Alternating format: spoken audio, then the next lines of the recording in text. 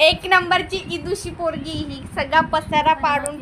हे धडपडा तर माझ्या लाईफमध्ये होतच राहतं, पण ते कसं झालं तर चला तुम्हाला सांगते.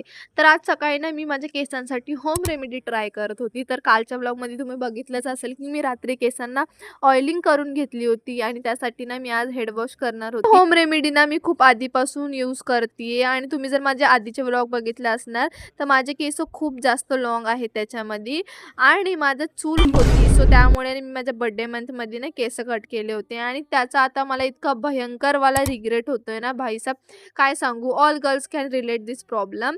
सो आणि मी हे जेव्हा लावत होते ना माझ्या केसांना तर माझं कुक्कू मला एवढा प्रेमात बघत होता ना, हा मांजर असा तर असा हातात येत नाही कधीच. आणि आता बघा.